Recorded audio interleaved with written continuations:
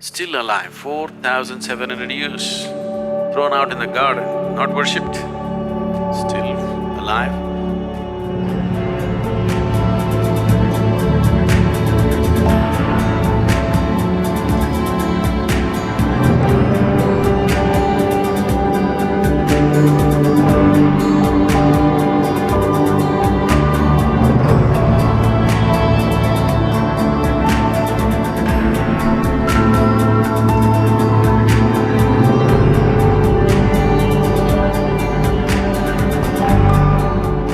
I was in Turkey just 2 weeks ago.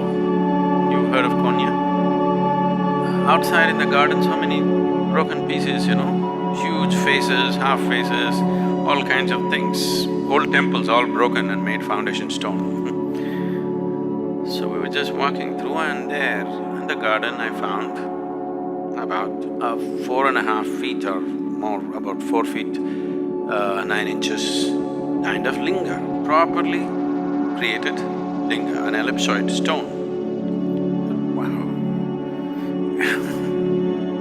And when we looked at the history and things like that, they said this is almost 4,700 years old.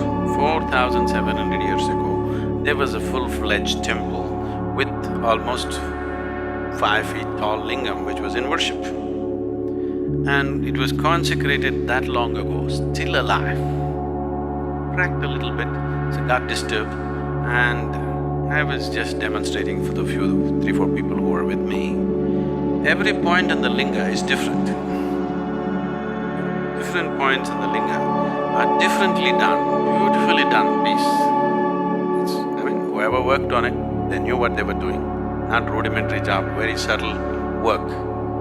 Still alive, 4,700 years, thrown out in the garden, not worshipped, still alive because of little bit of cracks that have happened. Some disturbances happened to the whole thing, but still there. I just demonstrated, I felt this, and then because they had to see, we put the Rudraksh and showed them how at different places, how the linga behaves differently.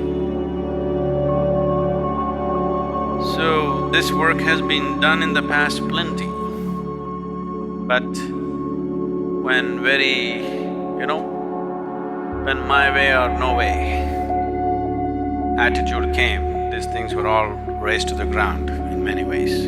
Otherwise, whole of Europe was full of temples like this, consecrated spaces like this.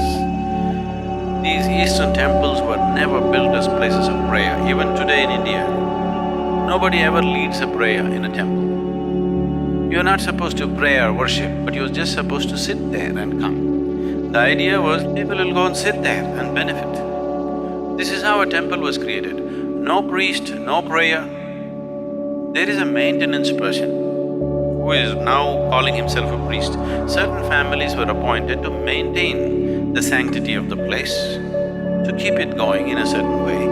You are just supposed to go there, sit there for some time and come. In South India, this tradition is still alive.